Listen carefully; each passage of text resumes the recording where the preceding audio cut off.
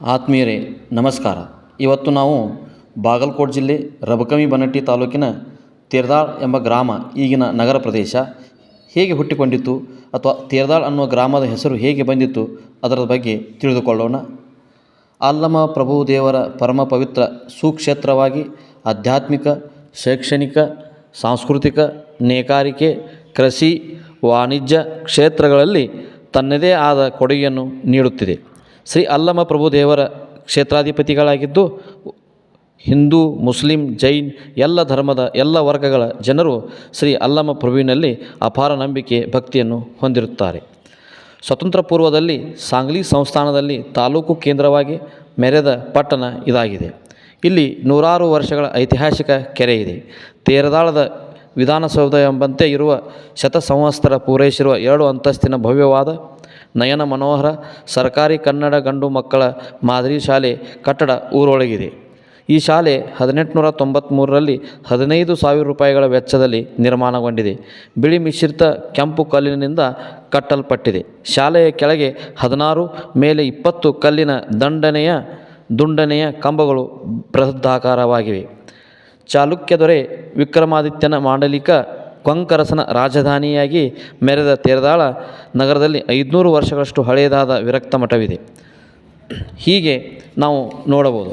ಮುಂದುವರೆದು ಬ್ರಿಟಿಷರ ಕಾಲದಲ್ಲಿ ನಿರ್ಮಿತವಾದ ಪೊಲೀಸ್ ಠಾಣೆ, ಪಟ್ಟಣ ಪಂಚಾಯತ್ ಕಟ್ಟಡಗಳಿವೆ.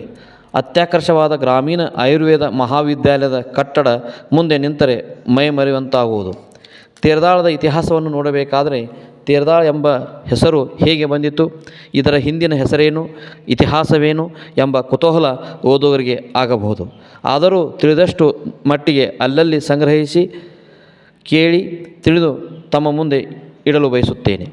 ತ್ರಿದಳ, ತೇರ್ದಾಳ್, ತೇರದಾಳ ಎಂಬ ಅನೇಕ ವಿಧವಾದ ಹೆಸರುಗಳಿಂದ ಕರೆಸಿಕೊಳ್ಳುವ ಈ ಪಟ್ಟಣದ ಹಿಂದಿನ ಹೆಸರು ಕಂಪನ ಎಂದಿತ್ತು. ತ್ರಿದಳ ಬಿಲ್ವಪತ್ರೆಗಳ ಗಿಡಗಳು ಇಲ್ಲಿ ಹೆಚ್ಚಾಗಿ ಇದ್ದುದರಿಂದ ತ್ರಿದಳ ತೇರದಾಳ ಎಂಬ ಹೆಸರಾಯಿತು ಎಂದು ಕೆಲವರ ಊಹೆ, ಕಲ್ಪನೆ ಅಥವಾ ಅನಿಸಿಕೆಯಾಗಿದೆ. ತೇರದಾಳವು ಕೊಂಡಿನಾಡಿನಲ್ಲಿ 12 ಗ್ರಾಮಗಳನ್ನು ಹೊಂದಿದ ಆಡಳಿತ ಕೇಂದ್ರವಾಗಿತ್ತು. 12 ಗ್ರಾಮಗಳು ಹಾಗೂ ಕಂಪನ ಸೇರಿ 13 ಅಂದರೆ ತೇರಾ ಗ್ರಾಮಗಳ ಸಮೂಹ ದಾಳಕ್ಕೆ ತೇರದಾಳ ಎಂಬ ಹೆಸರು ಬಂದಿದೆ. ಇದು ಕ್ರಿಸ್ತಶಕ 1123ರ ಶಾಸನದಿಂದ ತಿಳಿದು ಬರುವುದು.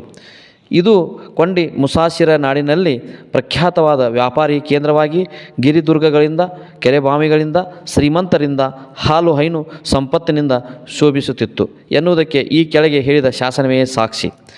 ನಿರುಪಂ ಗನ್ವ ಶಾವಳಿನಂ ದಿಂ ಬನದಿಂ ಕೊಳದಿಂ ತಟಾಕದಿಂದ ಗಿರಿವನ ತೋಯದುರ್ಗ ಕುಳದಿಂಗಳಿಂಗಂ ಬುಧವಾದ ವಾಕ್ಷರಂ ಕರಂ ಜಿನಪದ ಮದಿಂ ವಿಫರ್ನ ಮಾರ್ಗ ದಿನೋಪವ ತೇರ್ದಾಳಪ್ಪನ್ನೆರಡು ಜಲ್ವನೈದ ಪೊಗಳನ ಜಸು ನಮೀಯಂ ದರಿತ್ರೆ 7 ಗೊಂಕ ಅರಸನಿಗೆ ವಿಷಸರ್ಪ ಕಡಿದಾಗ ಪಂಚ ಪರಮೇಷ್ಠಿಗಳನ್ನು ಸ್ಮರಿಸಿ ವಿಷಬಾಧೆಯಿಂದ ಮುಕ್ತನಾಗಿ ಪುನರ್ಜನ್ಮ ಪಡೆದನು.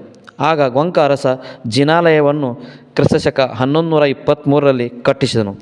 ತೇರದಾಳದಲ್ಲಿ ಜೈನ್ ಬಸದಿಗಳು ಇದ್ದು ಜೈನ್ ಮಹಾಮುನಿಗಳು ಇಲ್ಲಿಗೆ ಆಗಮಿಸಿ ತಪಗೈದು ಪಾವನ ಮಾಡಿದ್ದಾರೆ. ಹೀಗೆ ತೇರದಾಳ ಎಂಬ ಗ್ರಾಮಕ್ಕೆ ಹೆಸರು ಹೀಗೆ ಬಂದಿತ್ತೆಂದು ನಾವು ಇತಿಹಾಸದಿಂದ ತಿಳಿದುಕೊಂಡೆವು. ಧನ್ಯವಾದಗಳು.